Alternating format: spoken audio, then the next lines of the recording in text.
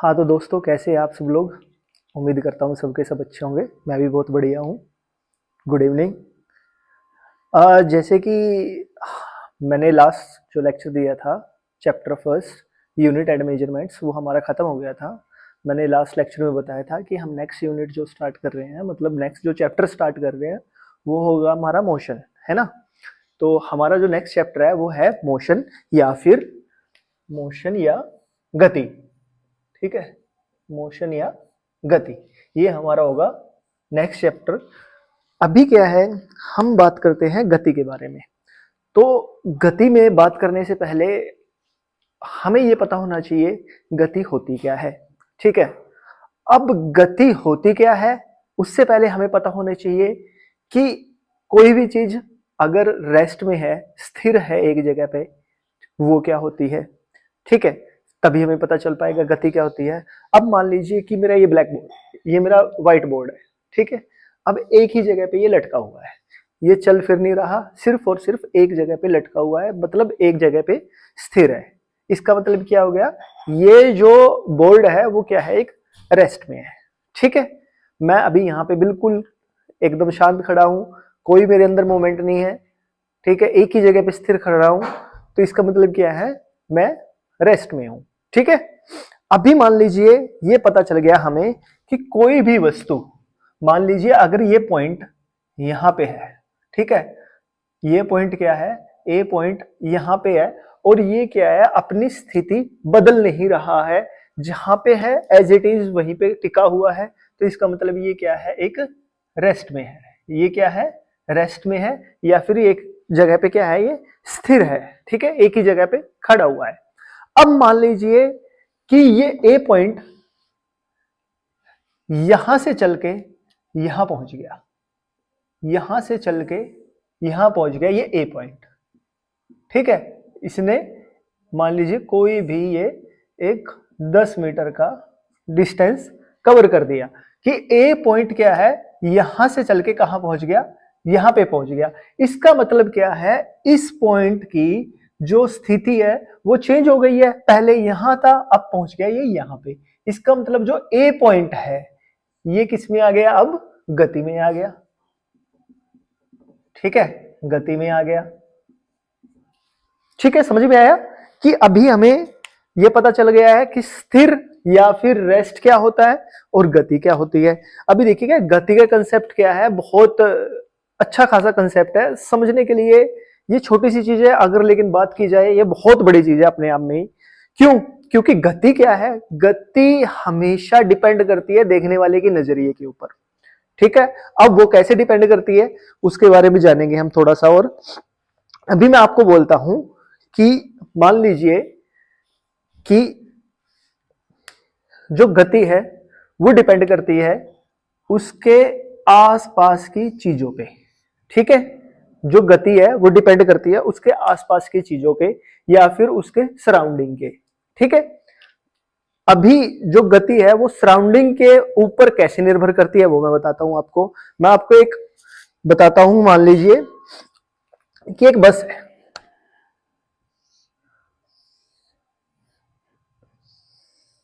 एक बस है।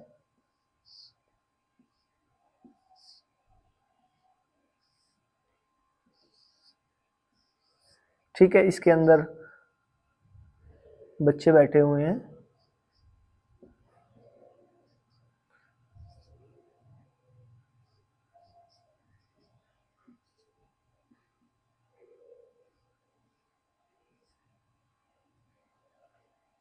ठीक है, इसके अंदर क्या है, ये बच्चे बैठे हुए हैं। अब मान लीजिए क्या है कि यहां पे कोई एक पेड़ है, यहां पे क्या है, कोई एक पेड़ है। ठीक है, यहां पे क्या है, एक पेड़ है। अब ये सड़क पे मूव कर रही है, मान लीजिए इधर से इधर जा रही है। ठीक है, ये बस क्या है, अभी सड़क पे इधर से इधर जा रही है। ठीक है, जब ये इधर से इधर चल रही है, ये इस साइड में आगे की तरफ चल रही है, तो हम क्या बोलेंगे कि जो बस है वो मूव कर रही है। ठीक है, अब हमें कैसे पता चलेगा ये मूव कर रही है? वो हमें पता चलेगा इस पेड़ की वजह से, या फिर यहां पे मान लीजिए कोई भी माइलस्टोन है, ठीक है। माइलस्टोन क्या होता है? वो लिखा होता है ना कहीं पे 10 किलोमीटर 20 किलोमीटर, उसको माइलस्टोन बोलते हैं, मील का पत्थर, ठीक है। मील का पत्थर भी बोलते हैं जिसको माइलस्टोन बोला जाता है ना। NH लिखा होता है उसके ऊपर, कुछ कुछ लिखा होता है, ठीक है। NH भी लिखा होता है कहीं पे, ठीक है। तो मान लीजिए अब मैं बस की बात करता हूं कि बस मूव कर रही है, गति में है, तो हमें कैसे पता चलता है? जो चीज स्थिर खड़ी है उसके द्वारा देखा जाता है कि देखिए ये पेड़ तो क्या है, यहीं पे टिका हुआ है, लेकिन बस क्या है, पहले इस पेड़ से पीछे थी, ठीक है, अब ये क्या है, इस पेड़ से आगे निकल गई, तो इसका मतलब क्या है, ये बस गति कर रही है, ठीक है। अब यहां पे एक दूसरा लड़का खड़ा हुआ है,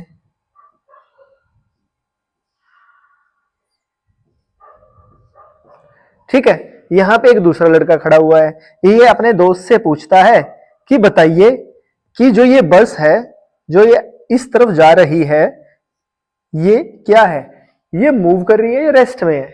तो ये अपने दोस्त को बोलेगा कि ये जो बबलू है, ये डब्लू को बोलेगा कि जो बस है वो तो क्या कर रही है, गति कर रही है।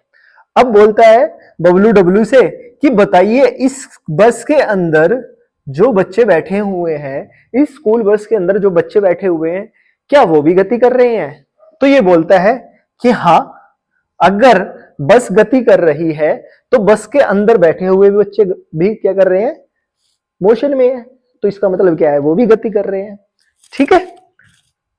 तो अब ये बस गति कर रही है, इसके अंदर बैठे हुए बच्चे भी गति कर रहे हैं, वो किस पे डिपेंड करता है, जो भी पॉइंट क्या है, रेस्ट पे है, मतलब जो फ्रेम ऑफ रेफरेंस है उसका देखने वाले के नजरिए पे ही डिपेंड करता है, ठीक है।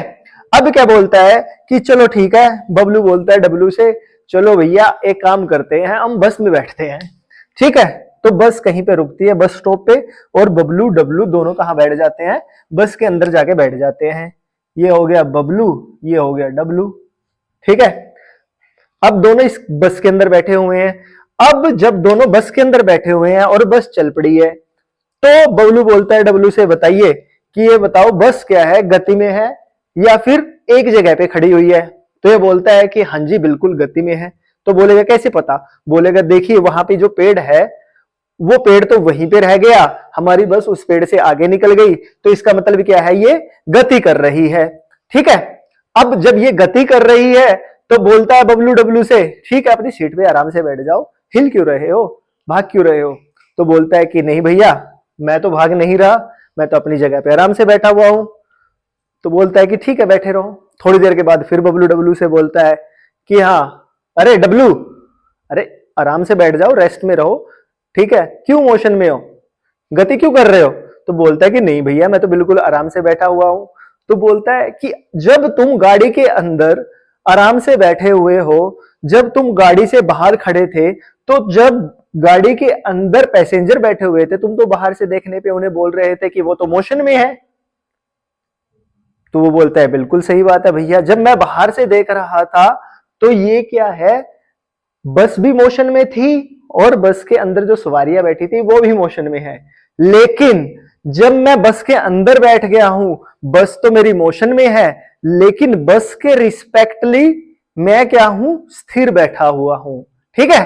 तो हमारे पास एक कंसेप्ट निकल के आ जाता है कि रेस्ट क्या होता है, मोशन क्या होता है, रेस्ट और मोशन के बीच में, स्थिर और गति के बीच में संबंध क्या है, ठीक है। तो वो डिपेंड किस पे करता है, फ्रेम ऑफ रेफरेंस पे, कि देखने वाले के नजरिए पे डिपेंड करता है कि कोई भी चीज गति में है या स्थिर है, ठीक है। समझ में आ गई ये चीज? बिल्कुल आ गई होगी, ठीक है। मैंने अभी क्या बताया कि कोई भी ऑब्जेक्ट गति में कब होता है और स्थिर कब होता है, ठीक है। Good, very good. अभी समझते हैं इसके बारे में थोड़ा सा और डिटेल में, आगे चलते हैं कि कोई भी ऑब्जेक्ट किस किस तरह से गति में हो सकता है, ठीक है।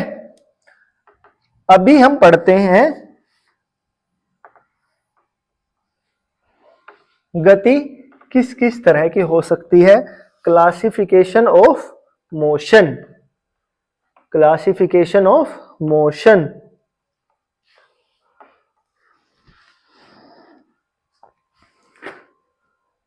अब क्लासिफिकेशन ऑफ मोशन में जो गति होती है वो तीन तरह से हो सकती है।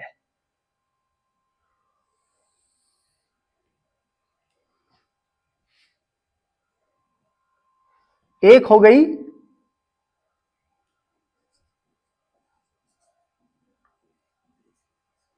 वन डायमेंशन मोशन, ठीक है, इसको बोलते हैं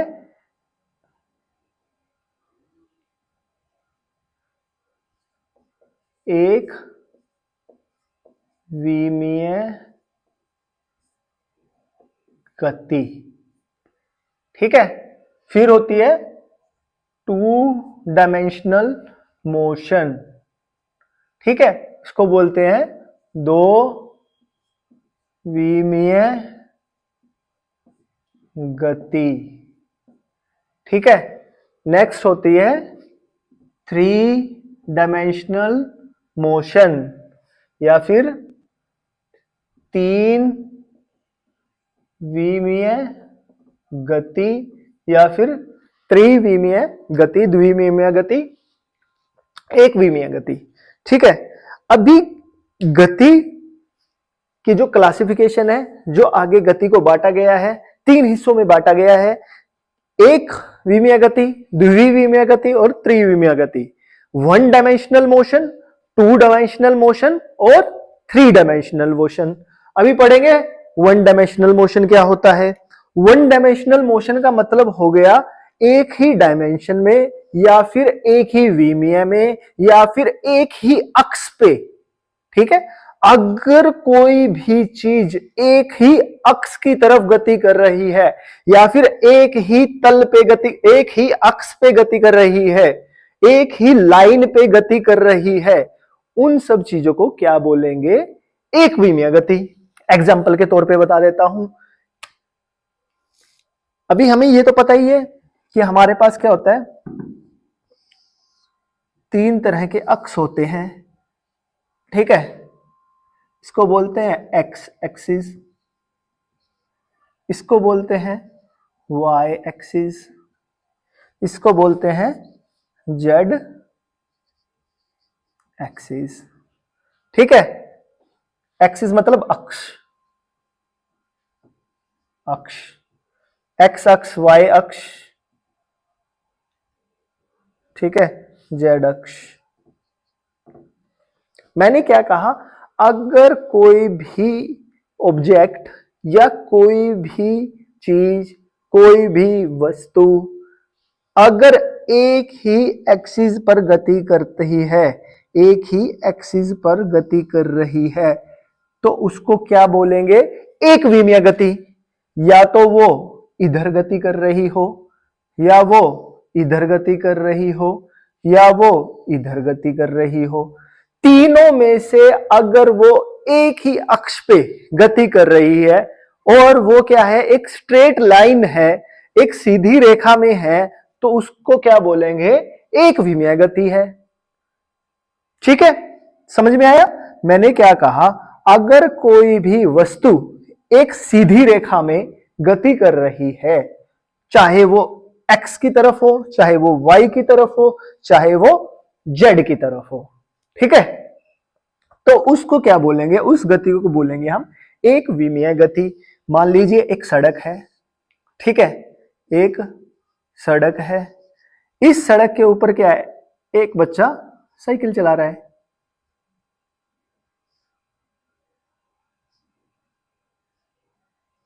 ठीक है, एक बच्चा क्या है, साइकिल चला रहा है। तो वो क्या है, एक सीधी रेखा में, एक सड़क के ऊपर ऊपर सीधी रेखा में गति कर रहा है, तो उसको क्या बोलेंगे, एक विमीय गति, ठीक है। कोई भी बस, कोई भी बस एक सीधी रोड पे जा रही है, कोई भी बस एक सीधी रोड पे जा रही है, तो उसको क्या बोलेंगे, वो कैसी गति है, एक विमीय गति है। कोई भी बाइक अगर एक स्ट्रेट लाइन में, एक सीधी रेखा में जा रही है, उसको क्या बोलेंगे? एक विमीय गति बोलेंगे। ठीक है, कोई भी चीज, कोई भी दुनिया का कोई भी चीज अगर एक सीधी रेखा में जा रहा है तो उसको क्या बोलेंगे? एक विमीय गति बोलेंगे, या फिर सीधी रेखा में गति बोलेंगे, या फिर एक ही अक्ष पे गति बोलेंगे। समझ में आ गया? अब एक एग्जांपल के तौर पे और बताता हूं। मान लीजिए कि ये पेन है, मैंने यहां से नीचे की तरफ फेंका। ठीक है, एक मार्कर है, ऊपर से मैंने नीचे की तरफ फेंका, न्यूटन के सर पे आके सेब गिरा। ठीक है, ऊपर से अगर कोई भी नीचे चीज गिरती है, वो किस वजह से गिरती है? गुरुत्वाकर्षण बल की वजह से, ग्रेविटी की वजह से। ठीक है, गुरुत्वाकर्षण बल की वजह से, ग्रेविटी की वजह से क्या है, वो ऊपर से नीचे गिरती है। जब कोई भी चीज ऊपर से नीचे गिरती है, वो किस दिशा में गिरती है? एक सीधी रेखा में नीचे गिरती है। ये देखिए, आइए सीधी रेखा में, सीधी रेखा में नीचे आया। ये देखिए, सीधी रेखा में नीचे आया। ये क्या है? एक बिल्कुल सीधी रेखा में ही नीचे की तरफ आएगा। ठीक है, जेड एक्सिस पे ये क्या है? सीधी रेखा में नीचे की तरफ आएगा। तो इस प्रकार की गति को क्या बोलेंगे? एक विमीय गति। ठीक है, या फिर गुरुत्वाकर्षण के अंदर जो गति होती है उसको क्या बोलते हैं? एक विमीय गति बोलते हैं। गुरुत्वाकर्षण के अंदर जो गति होती है, गुरुत्वाकर्षण के अंदर जो गति होती है उसको क्या बोलते हैं? एक विमीय गति बोलते हैं। ठीक है, समझ में आ गया? मैंने कितनी चीजें बताई हैं एक विमीय गति के बारे में, वन डायमेंशनल गति के बारे में। ठीक है, वन डायमेंशनल मोशन के बारे में। अगर कोई भी ऑब्जेक्ट, अगर कोई भी वस्तु एक सीधी रेखा में जा रही है तो उसको बोलेंगे एक विमीय गति। ठीक है, अगर कोई भी चीज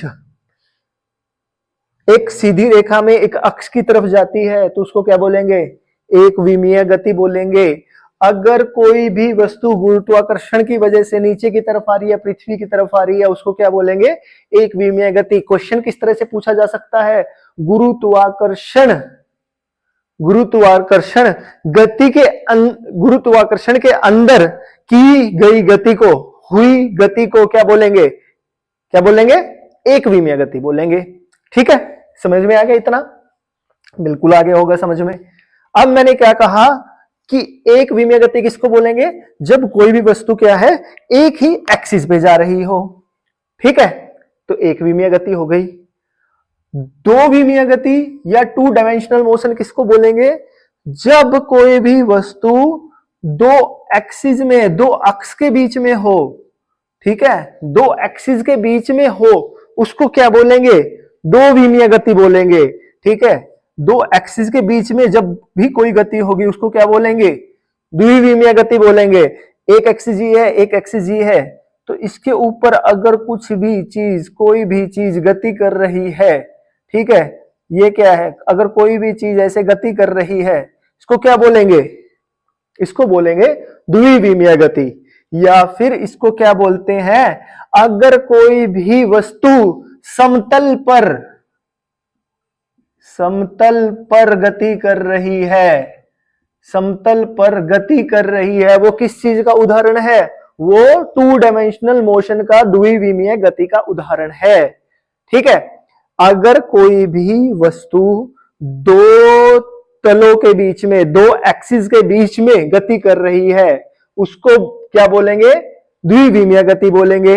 या फिर कोई भी वस्तु, पार्टिकल, कोई भी ऑब्जेक्ट एक प्लेन में गति कर रहा है, एक प्लेन में मोशन कर रहा है, एक प्लेन पे चढ़ रहा है, तो उसको क्या बोलेंगे? द्विविमीय गति बोलेंगे। ठीक है, अब इसका एग्जांपल लेते हैं। कभी आप लोगों ने अपने घरों में देखा होगा एक छिपकली को। ठीक है, छिपकली को देखा है? हाँ जी, सबने देखा है, क्यों नहीं देखा होगा? छिपकली को तो सबने ही देखा होगा। ठीक है, अब छिपकली क्या है? एक दीवार पे चढ़ती है। ये क्या है? मान लीजिए एक दीवार का एक कोई भी हमारे फर्श का एक कोना है यहाँ पे, ठीक है। एक लाइन चली जाती है फर्श के बिल्कुल कोने कोने पे इस तरफ, एक चली जाती है बिल्कुल ऊपर की तरफ, ठीक है, छत की तरफ, है ना। तो ये हमारी क्या हो गई, एक दीवार हो गई। ये क्या हो गई, हमारी घर की एक दीवार हो गई। यहाँ पे क्या है, बल्ब लगा है, यहाँ पे बल्ब लगा है ना। अब छिपकली है, जो छिपकली क्या कर रही है, ये ऐसे करके यहाँ पे मूव कर रही है, कभी यहाँ पे मूव कर रही है, ठीक है, कभी यहाँ पे मूव कर रही है ना, कभी यहाँ पे मूव कर रही है,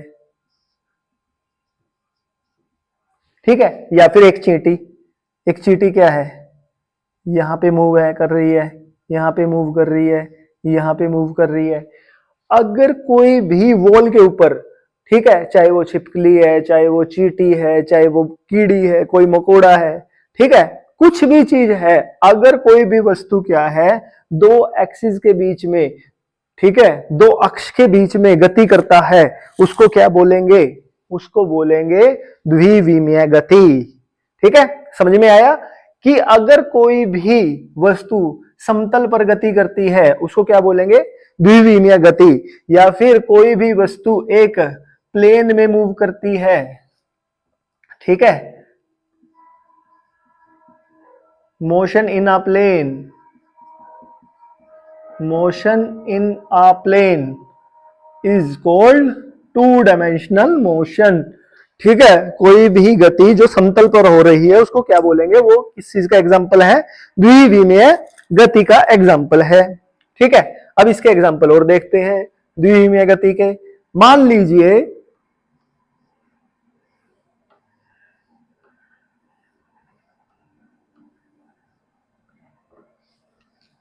द्विविमीय गति के एक एग्जाम्पल देखते हैं। मैंने एक फुटबॉल को किक किया, फुटबॉल उड़ती हुई जा रही है,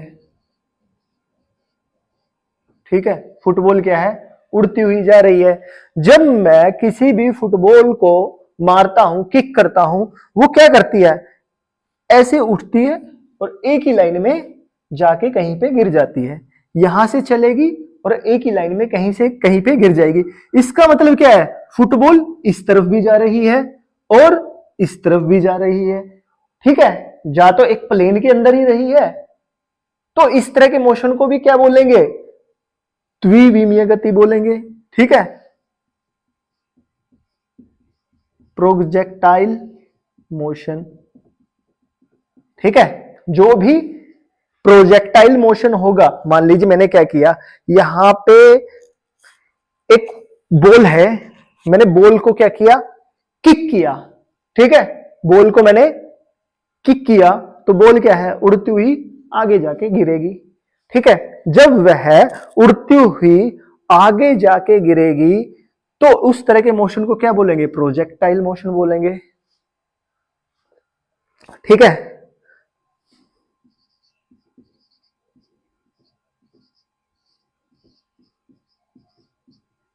प्रक्षेपीय गति बोलेंगे, ठीक है। जब भी कोई मोशन क्या है, प्रोजेक्टाइल मोशन है, प्रक्षेपीय मोशन है, प्रक्षेपीय गति है, तो इस तरह की गति को क्या बोलते हैं, हम द्विविमीय गति बोलते हैं, ठीक है। अब इसका कोई और एग्जांपल, इसका कोई और एग्जांपल बताता हूं।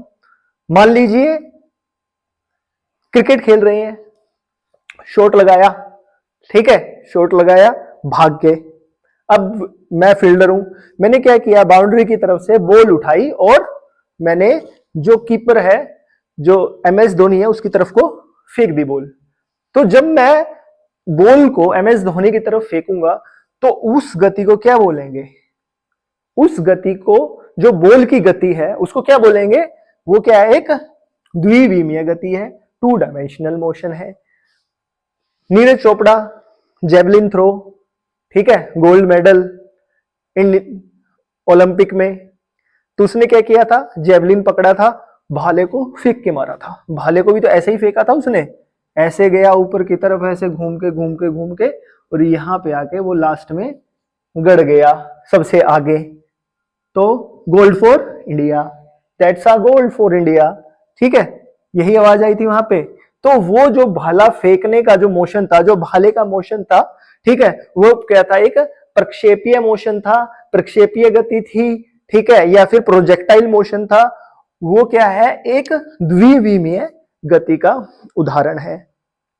ठीक है, तो जब भी कोई मोशन क्या है, दो एक्सिस के बीच में होगा, जब भी कोई मोशन दो एक्सिस के बीच में होगा, या फिर एक समतल पे होगा, या फिर एक प्लेन पे होगा, या फिर कोई भी एक प्रोजेक्टाइल मोशन होगा, ये सारे के सारे क्या है, एक द्विविमीय गति के उदाहरण है। ठीक है, पेपर में हमेशा कैसे पूछा जाता है, पेपर में हमेशा पूछा जाता है, नीरज चोपड़ा ने भाला फेंका, बताइए भाले की जो गति है वो किस प्रकार की गति है, एक विमीय, दो विमीय, तीन विमीय, चार विमीय, बताइए कोई इस तरह की गति है? बिल्कुल जी, दो विमीय गति है। हमारे जो पीएन सर है उन्होंने हमें बताया था कि जो भाले की गति वो क्या है, एक द्विविमीय गति है। हाँ जी बताइए, एक गाड़ी है, एक रोड पे चल रही है, स्ट्रेट लाइन में, सीधी रेखा में, एक बस चल रही है, ठीक है, बताइए वो किस प्रकार की गति है? तो क्या बताओगे, वो एक वन डायमेंशनल या फिर एक विमीय गति है। ठीक है, वन डायमेंशनल मोशन है या फिर एक विमीय गति है। अब आते हैं त्रिविमीय गति या फिर थ्री डायमेंशनल मोशन पे। अभी ये समझ में आ गया, एक विमीय गति जो एक ही एक्सिस पे होती है, द्विविमीय गति जो दो एक्सिस पे होती है, त्रिविमीय गति, इसमें क्या होता है, अगर कोई भी मोशन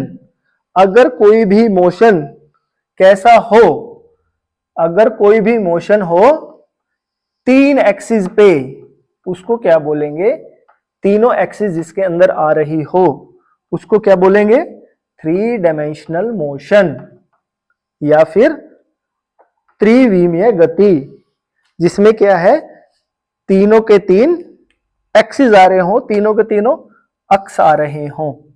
ठीक है, वाई एक्सिस। अच्छा, एक चीज मैं बताता हूं आपको, थोड़ा प्रैक्टिकली देखना इस चीज को। जो हमारे पास एक्स एक्सिस होते हैं, ये एक्स ऐसे हो गया, वाई ऐसे हो गया, और जो ये जेड इस तरफ दिखाया जाता है, ये हकीकत में इस तरफ नहीं होता, ये होता है ऐसे।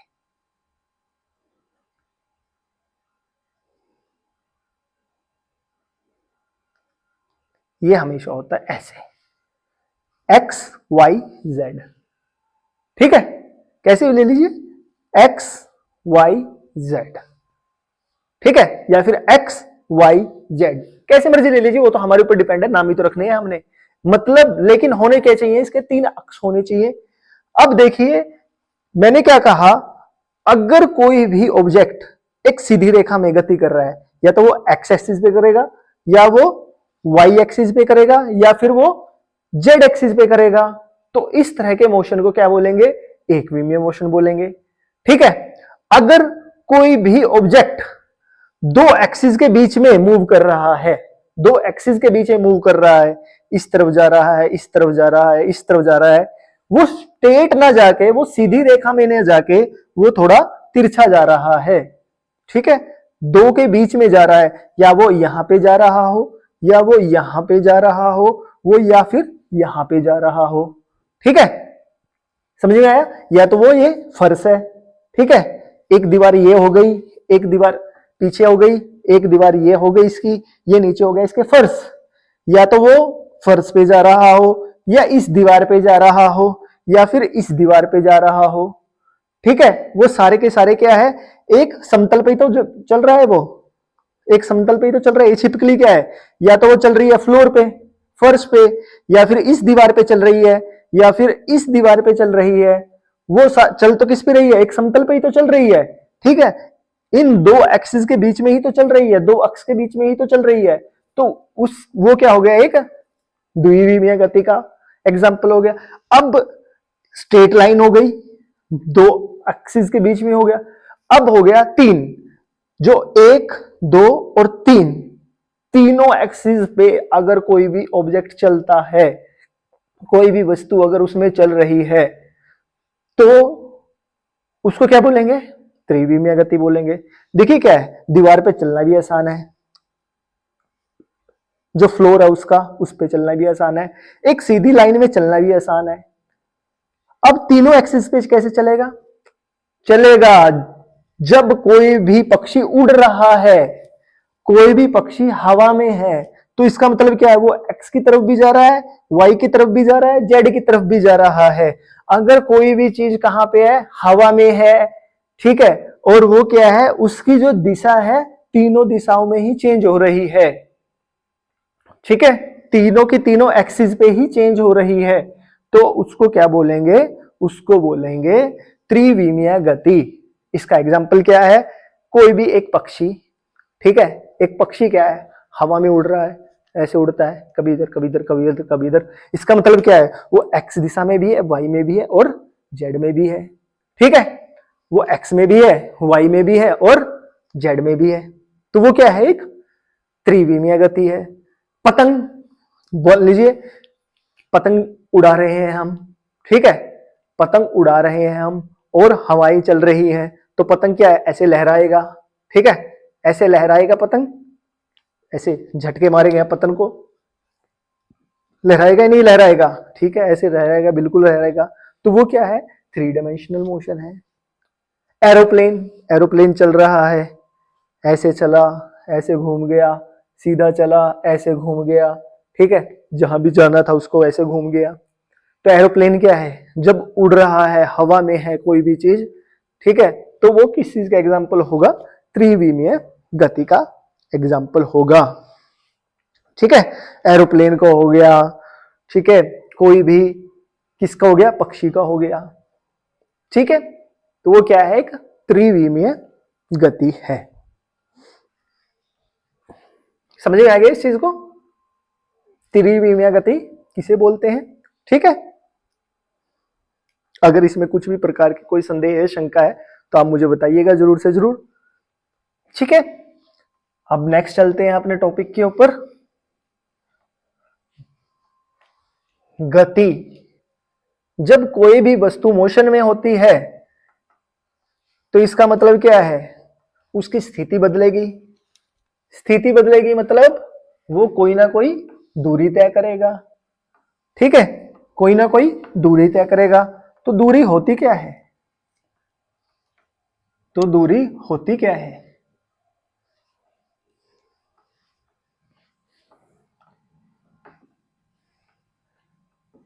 बताइए, सोचिए, दूरी होती क्या है।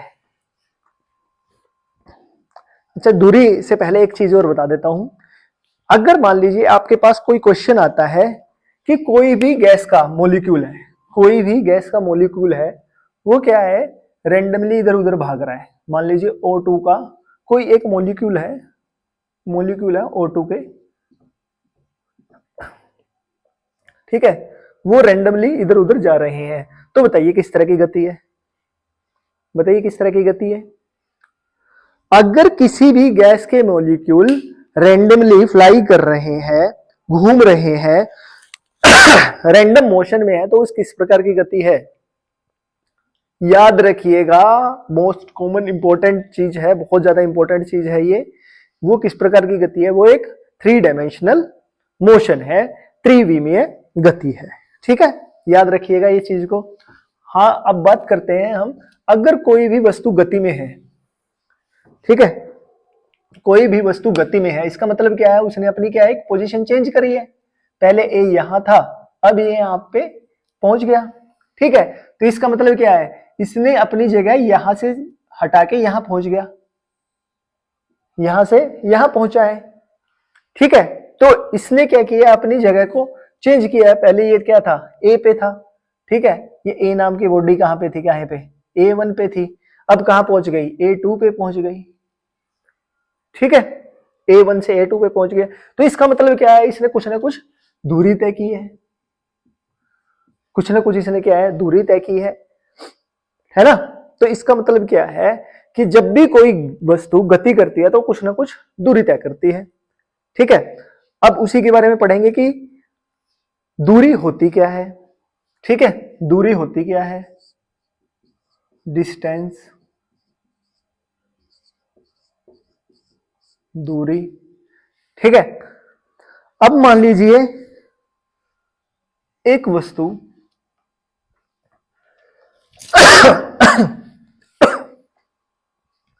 आप लोगों को क्या है, मान लीजिए ये बबलू है,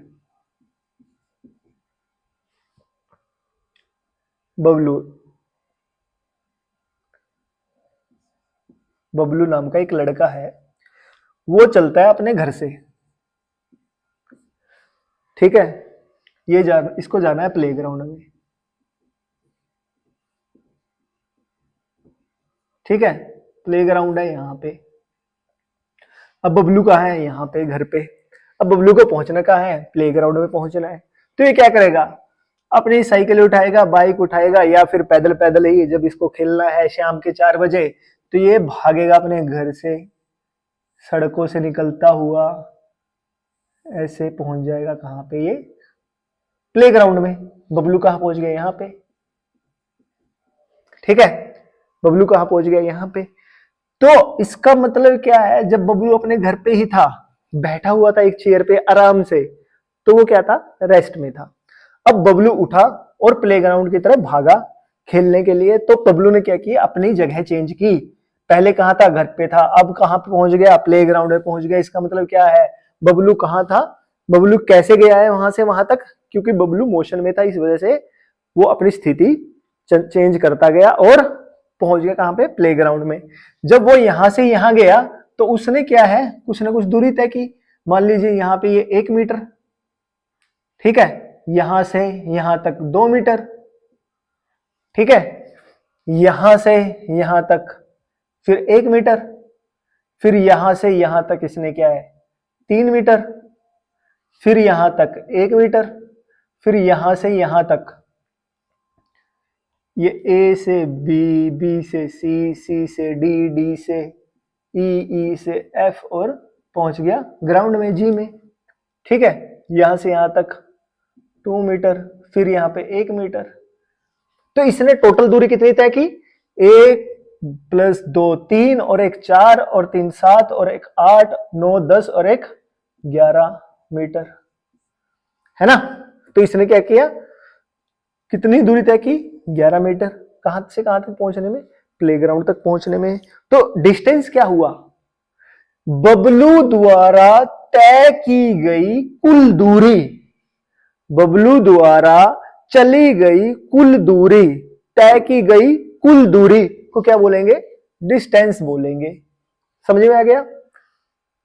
मैंने क्या कहा, बबलू के द्वारा तय की गई घर से लेकर प्लेग्राउंड तक की कुल दूरी, ठीक है, या तय किया गया कुल रास्ता, ठीक है, टोटल पाथ, टोटल पाथ, या फिर कुल रास्ता। ठीक है, कुल रास्ता, टोटल रास्ता कितना हो गया, यहां से यहां तक का 1, फिर 2 मीटर, फिर 1 मीटर, फिर 3 मीटर, फिर 1 मीटर, फिर 2 मीटर, फिर 1 मीटर। तो मतलब 1 और 2 3, और 1 4 5 6 7 8 9 10, और 1 11 मीटर। इसने कुल कितना रास्ता तय किया, 11 मीटर। तो डिस्टेंस कितनी आ गई, दूरी कितनी आ गई, 11 मीटर। ठीक है, समझ में आ गया इतना चीज। अब मैं बात करता हूं डिस्प्लेसमेंट की।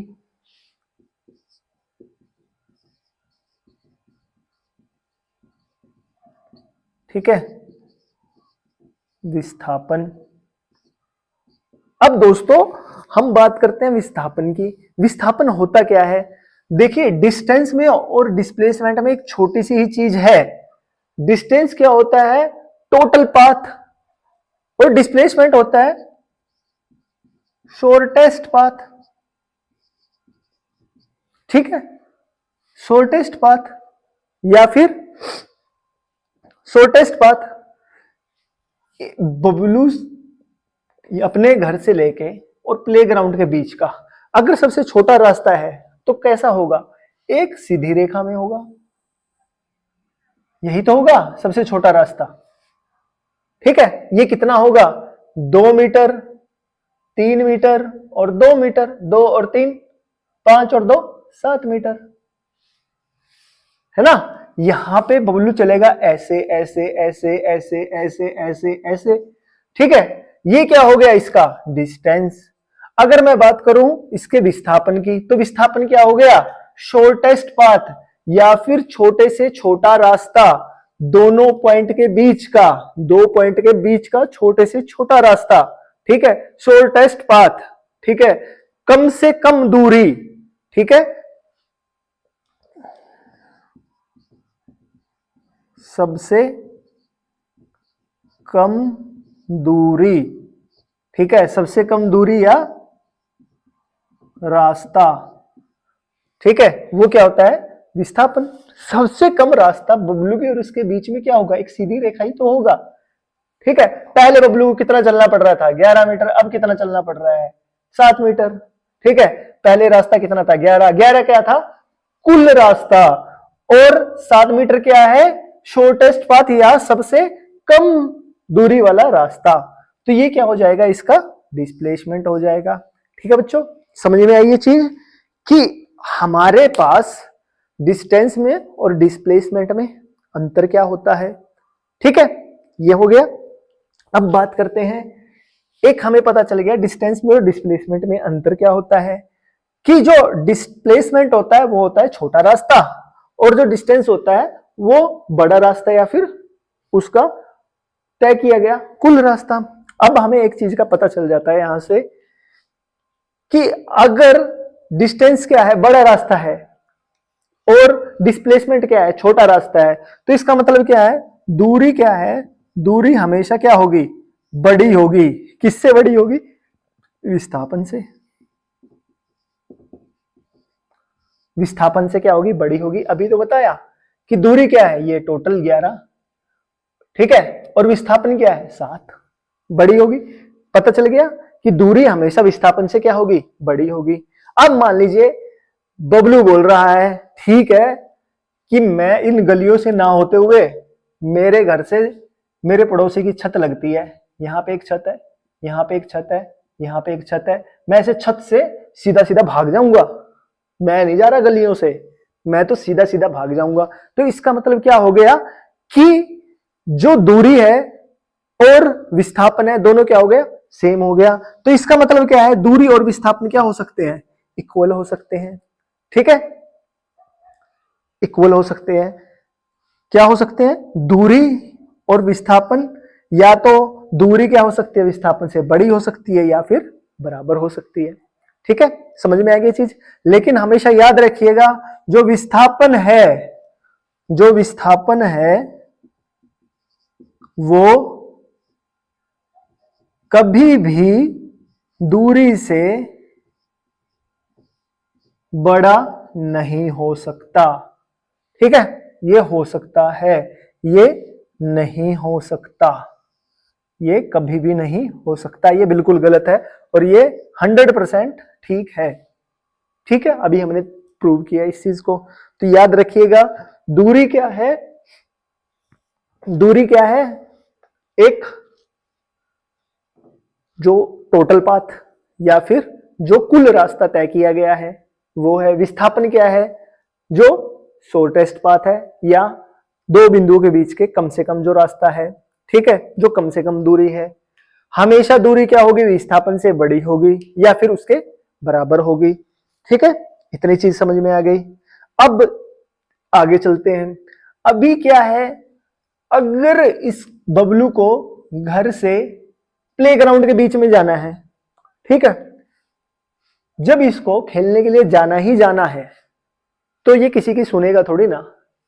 भैया यहां पे खड़े हो गई इसकी मम्मी, ये बोलेगा ठीक है मम्मी यहीं पे खड़े रहो मैं तो छत से चला जाऊंगा। छत पे चले गए इसका छोटा भाई या बड़ा भाई, तो बोले कोई बात ना मम्मी मैं तो पीछे के रास्ते से निकल जाऊंगा, क्या जा रही है, मुझे तो जाना ही जाना है खेलने के लिए आज, मैं तो जाऊंगा ही जाऊंगा। इसका मतलब क्या है बबलू क्या है किसी भी डायरेक्शन के ऊपर डिपेंड नहीं है, ठीक है, वो किसी भी दिशा के ऊपर डिपेंड नहीं कर रहा है। तो बबलू खेलने जाएगा तो जाएगा ही जाएगा, ठीक है। तो वो क्या है किसी भी दिशा के ऊपर निर्भर नहीं करता है, वो इधर से नहीं तो इधर से, इधर से नहीं तो इधर से वो जाएगा ही जाएगा। तो जो दूरी है बबलू द्वारा जो ये तय की गई दूरी है, कुल दूरी है, उसको फर्क नहीं पड़ रहा किससे, उसकी डायरेक्शन से, उसकी दिशा से।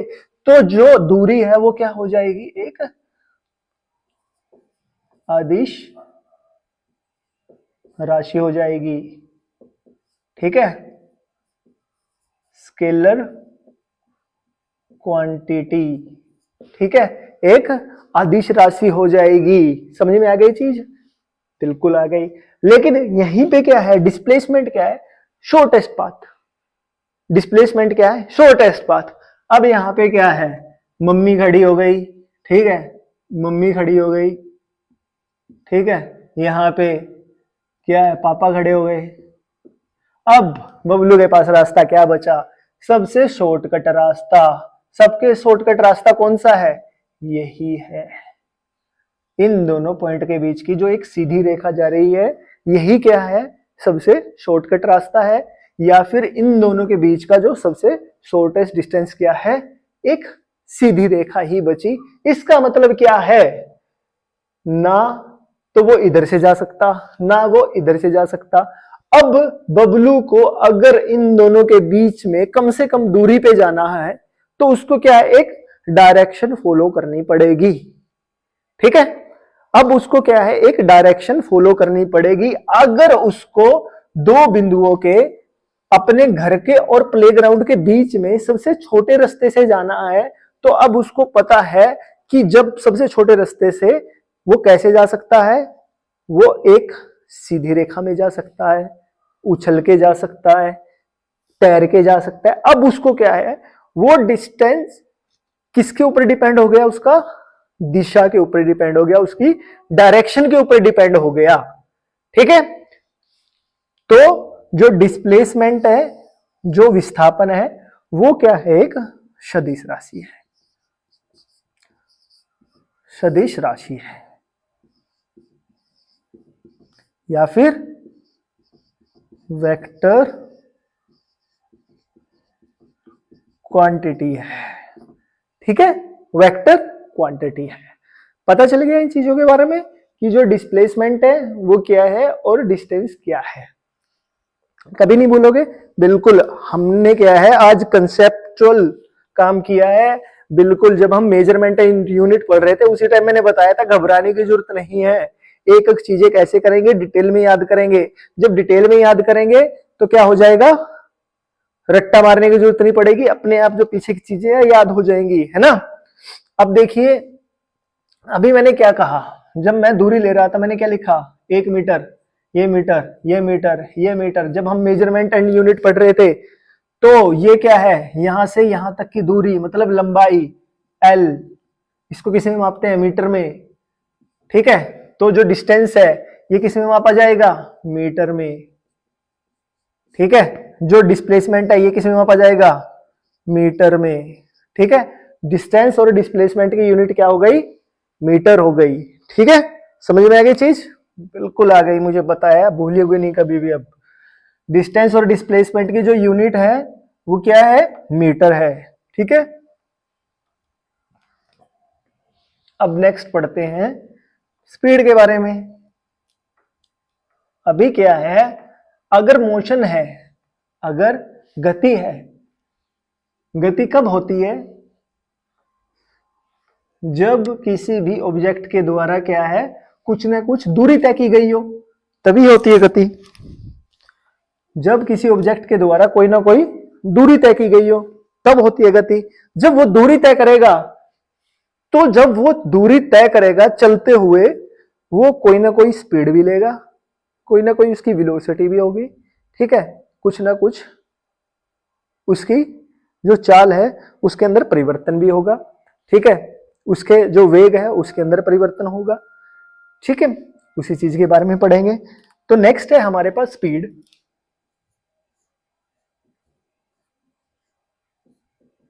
ठीक है, स्पीड। अब स्पीड को सीधी सीधी भाषा में पढ़ लेते हैं, चाल, इसको बोलते हैं चाल। ठीक है, चाल, चाल होती क्या है, सिंपल सी भाषा में दूरी बटे समय, स्पीड, दूरी बटे समय। अगर पूछा जाए कि बताओ कि एक ये घर है बबलू का, ठीक है, ये है बबलू का प्लेग्राउंड,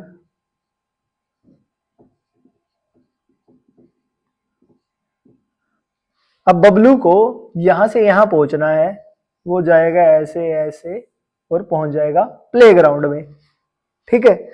अब उसको यहां से यहां तक पहुंचने में कुछ ना कुछ दूरी तय करनी पड़ी। मान लीजिए ये 10 मीटर है, ये 100 मीटर है, ये क्या है अगेन 100 मीटर है, ठीक है, 100 मीटर है। अब यहां से यहां तक पहुंचने में इसको लगा, मान लीजिए लगे इसको 60 सेकंड, ठीक है, 60 सेकंड। अब मैं पूछता हूं कि बबलू को, बबलू के द्वारा तय गई कुल दूरी क्या है? तो कुल दूरी कितनी हो जाएगी यहां से यहां तक की? कितनी हो जाएगी कुल दूरी? दूरी हो जाएगी इसकी 10, 100, 100 मतलब 210 मीटर, ठीक है। तो बबलू ने क्या किया, 210 मीटर की दूरी कितने सेकंड में? 60 सेकंड में पूरी की है, ठीक है। 210 मीटर की दूरी कितनी देर में पार की है? 60 सेकंड में पार की है। तो अब पूछने लगे कि बताइए उसकी स्पीड क्या थी, कि दूरी कितनी थी 210 मीटर की, समय कितना था 60 सेकंड, तो उसकी बताइए क्या है स्पीड क्या है। तो स्पीड कैसे बताएंगे हम? दूरी बटे समय। दूरी कितनी हो गई 210 मीटर बटे समय कितना हो गया 60 सेकंड। इसको इससे डिवाइड कर दो, क्या आ जाएगा, इसकी स्पीड आ जाएगी, ठीक है। तो जो स्पीड है वो क्या होती है? दूरी बटे समय होती है। अब इसके बाद आते हैं वेलोसिटी। वेलोसिटी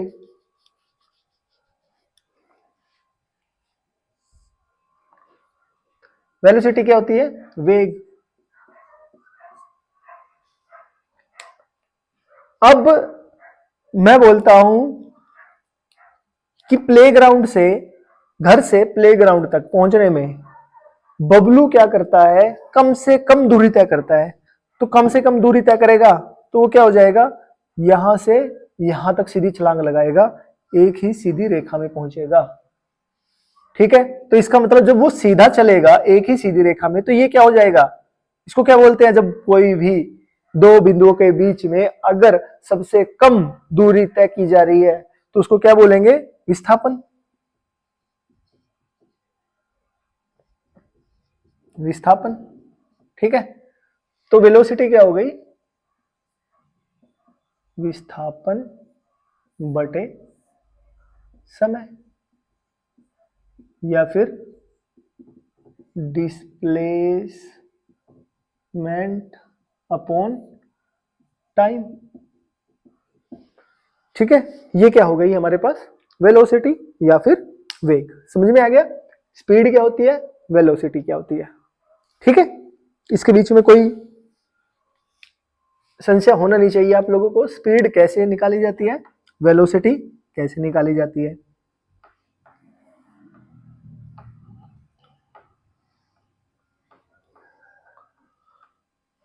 अच्छा, अभी जब हम निकाल रहे थे तो करते करते मेरे दिमाग में एक चीज आई। मान लीजिए मैं आपसे पूछता हूं,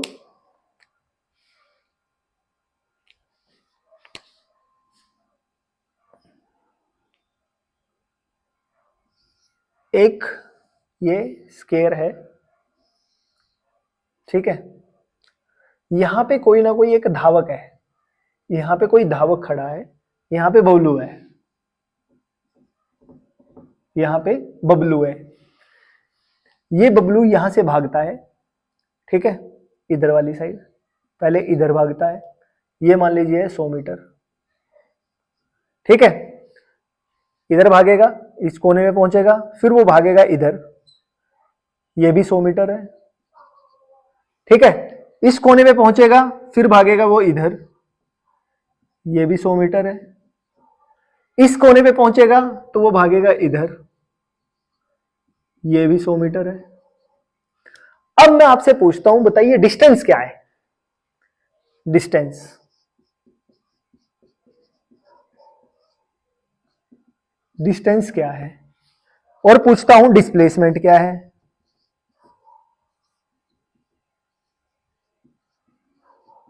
डिस्प्लेसमेंट क्या है? ठीक है, मतलब विस्थापन क्या है?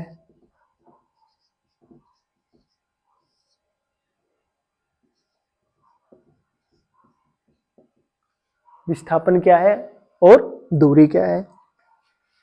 तो जी हम बता सकते हैं कि बबलू जब यहां से चला, यहां से यहां तक पहुंचा, उसने 100 मीटर का डिस्टेंस कवर किया, यहां से यहां तक पहुंचा 100 और 100 कितना हो गया, 200 मीटर हो गया। यहां से यहां तक पहुंचा 100 और कर लिया 300 मीटर हो गया। यहां से यहां तक पहुंचा 100 और कर लिया तो कितना हो गया, 400 मीटर हो गया। तो उसने दूरी कितनी तय की, 400 मीटर। अब मैं पूछता हूं उसका बताइए डिस्प्लेसमेंट कितना है? यहां से चला, ये भागा, इधर पहुंचा, ये भागा, इधर पहुंचा, ये भागा, इधर पहुंचा और ये भागा, वापिस वहीं पे आके खड़ा हो गया। अब बताइए उसका डिस्प्लेसमेंट क्या है या विस्थापन क्या है? तो क्या बोलोगे, उसका विस्थापन क्या है? सोचिए एक बार, सोचिए सोचिए, दिमाग लगाइए, क्या हो सकता है उसका विस्थापन? मैंने अभी आपको बताया जो विस्थापन होता है वो होता है शॉर्टेस्ट डिस्टेंस। अभी बबलू क्या है, यहां से दौड़ा, ये भागा इधर, ये भागा इधर, ये भागा इधर, ये भागा इधर, तो जहां से चला वहीं पे आके पहुंच गया बबलू। तो इसका मतलब क्या है, जहां से चला था वहीं पे आके पहुंच गया। तो दोनों बिंदुओं के बीच में जो डिस्टेंस है वो कितना हुआ, 0। कितना हुआ, 0। जहां से चला वहीं पे पहुंच गया। ठीक है, इसका मतलब क्या है, ए पॉइंट से चला था, घूमा फिरा घूमा फिरा, ए पॉइंट से चला था, ए से पहुंचा बी पे, बी से पहुंचा सी पे, सी से पहुंचा डी पे, डी से पहुंचा वापिस ए पे। तो जहां से चला और जहां पे पहुंचा उन दोनों के बीच का जो शॉर्टेस्ट डिस्टेंस है वो क्या है, 0 है। ठीक है, उन दोनों के बीच का जो शॉर्टेस्ट डिस्टेंस है वो क्या है, 0 है। तो इसका मतलब क्या है, जो उसका डिस्प्लेसमेंट क्या है वो 0 है। समझ में आ गई बात? तो यहां से एक बात और पता चलती है कि जब वो चल रहा है तो क्या होगा, जो फाइनल दूरी होगी, फाइनल दूरी उसमें से जो उसकी आरंभिक दूरी होगी,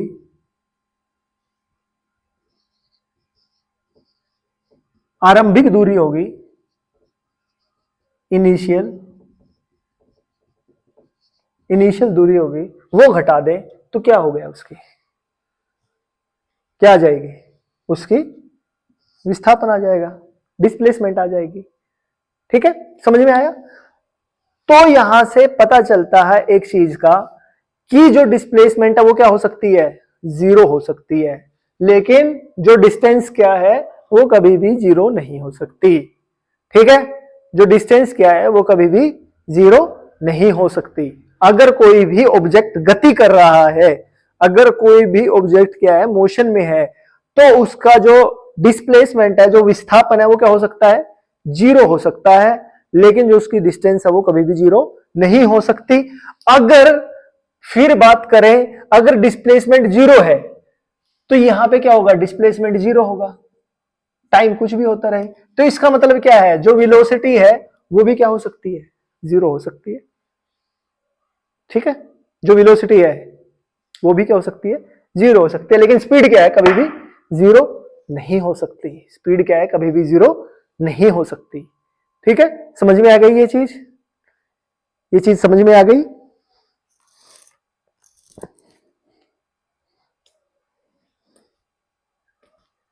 ठीक है, वेरी गुड। अगर ये चीज समझ में आ गई है तो थोड़ा सा और आगे चलते हैं। हम पढ़ रहे थे यूनिट एंड मेजरमेंट, उसके अंदर हम कर रहे थे, तो जो दूरी है वो किसमें लिखी जाती है, अभी बताया था मैंने, किसमें, मीटर में। विस्थापन है ये किसमें लिखा जाता है, मीटर में। जो समय हमेशा किसमें रहता है, किसमें, सेकंड में। ठीक है, समय किसमें रहता है, सेकंड में। तो जो स्पीड है वो, उसकी यूनिट क्या होगी, मीटर पर सेकंड। जो वेलोसिटी है उसकी क्या रहेगी, मीटर पर सेकंड। ठीक है, ये क्या रहेगी, इसकी यूनिट रहेगी। ठीक है, डिस्टेंस किसमें होता है, मीटर में। डिस्प्लेसमेंट भी किसमें होता है, मीटर में। ठीक है, मीटर, दूरी की जगह मीटर लिख दिया, समय की जगह सेकंड लिख दिया, तो क्या हो गया, मीटर पर सेकंड। याद रहेगी, बिल्कुल याद रहेगी।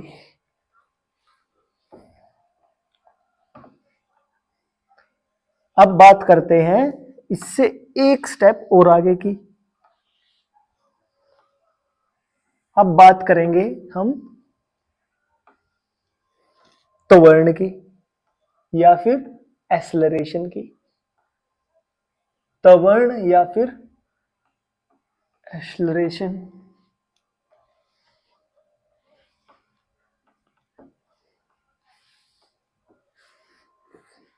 त्वरण या फिर एक्सेलरेशन।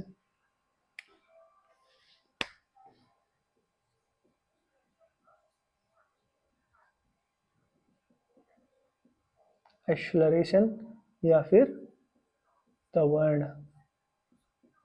ठीक है, एक्सेलरेशन या फिर त्वरण, ये होता क्या है, ये होता क्या है।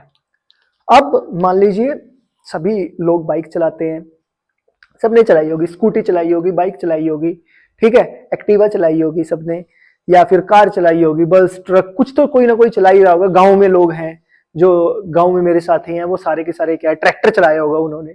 अभी वो क्या करते हैं, जब ट्रैक्टर चलाते हैं, कुछ भी करते हैं, तो जब वो क्लच छोड़ते हैं, क्लच से हटाते हैं, तो क्या करते हैं, थोड़ा सा, जिसको बोलते हैं ना स्पीड, स्पीड देते हैं।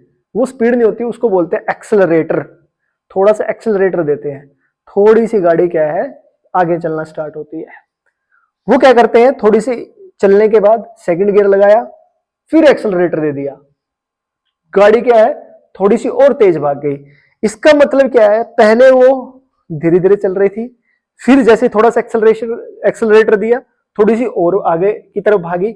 इसका मतलब क्या है, जो गाड़ी है उसकी वेलोसिटी में चेंज हो रहा है। ठीक है, तो उसकी वेलोसिटी में जब चेंज हो रहा है तो एक्सेलरेशन क्या है, वो भी चेंज हो रहा है। एक्सेलरेशन क्या है, एक्सेलरेशन कब होता है, जब किसी भी वस्तु की वेलोसिटी में क्या है, चेंज आता है, उसको क्या बोलते हैं, एक्सेलरेशन बोलते हैं, त्वरण बोलते हैं। ठीक है, जब किसी भी वस्तु के वेग में चेंज आता है, ठीक है, उसको क्या बोलते हैं, एक्सेलरेशन बोलते हैं। वेग में परिवर्तन की दर को क्या बोलेंगे, त्वरण बोलेंगे। वेग में परिवर्तन की दर को क्या बोलेंगे, त्वरण बोलेंगे। Change in velocity, change in velocity with respect to time is called acceleration. ठीक है, change in velocity, change in velocity with respect to time. ठीक है, change in velocity with respect to time, या फिर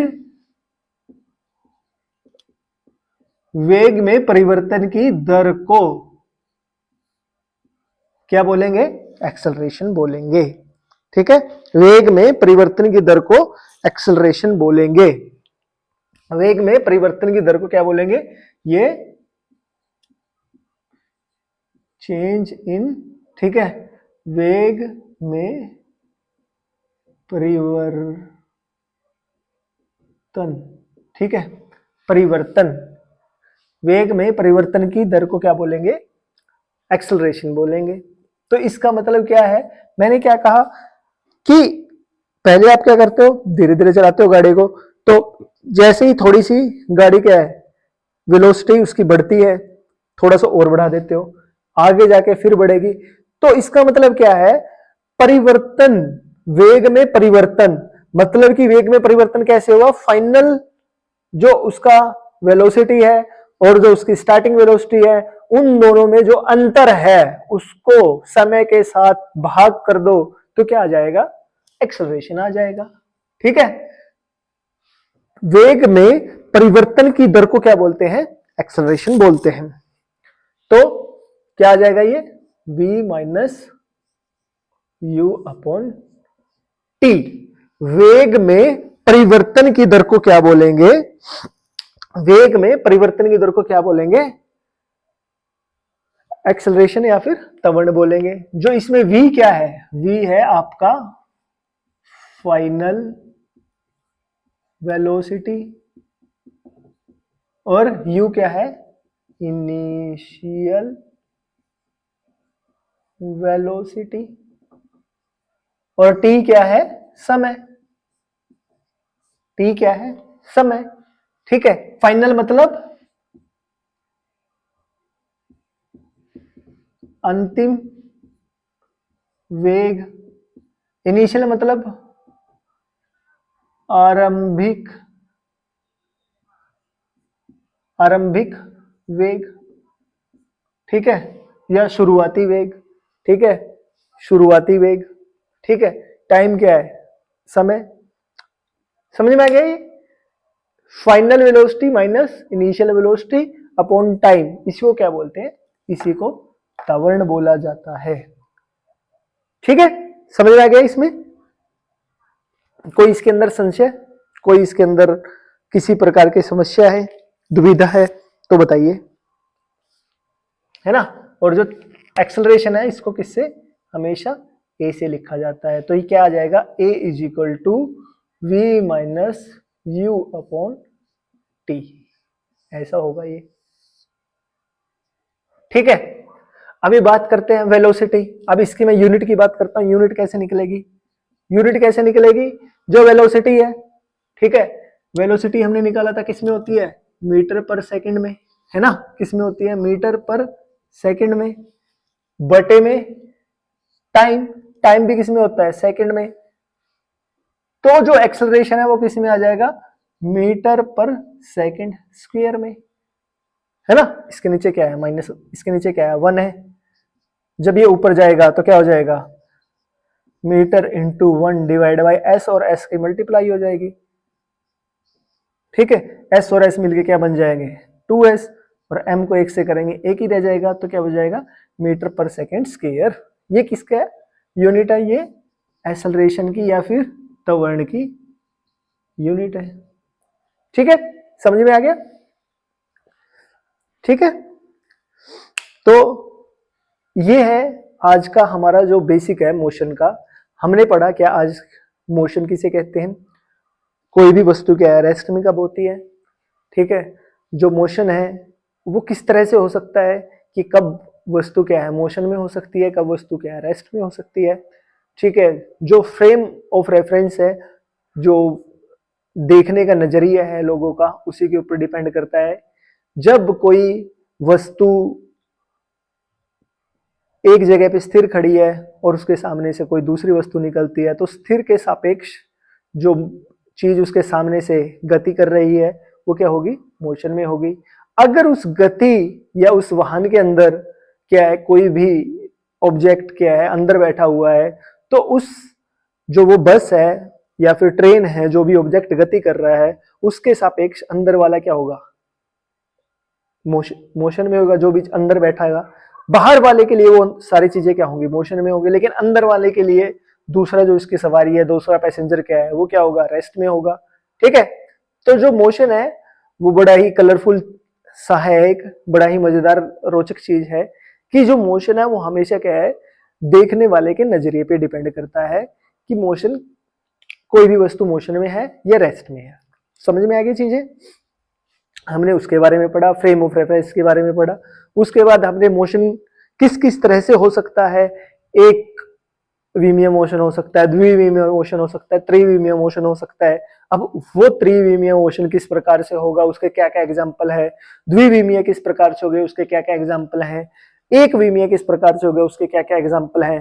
ठीक है, वो पढ़ा। उसके बारे में हमने पढ़ा कि हमारे पास जो डिस्टेंस है वो क्या होती है, डिस्प्लेसमेंट क्या होती है, हमारे पास स्पीड क्या होती है, वेलोसिटी क्या होती है, और हमारे पास एक्सेलरेशन क्या होता है। ठीक है, अब ये सब चीजें हमने पढ़ी है। तो यहाँ पे हम आज के चैप्टर को क्लोज करते हैं। नेक्स्ट हम जो शुरुआत करेंगे, कुछ जो क्वेश्चन है आए हैं पेपर में इन्हीं के ऊपर, और जो हमारे पास इक्वेशन है मोशन की, उनको उनके बारे में स्टडी करेंगे। जो इक्वेशन ऑफ मोशन है, गति के समीकरण। ठीक है, नेक्स्ट हम पढ़ेंगे क्या, गति के समीकरण, गति के समीकरण। ठीक है, या फिर इक्वेशन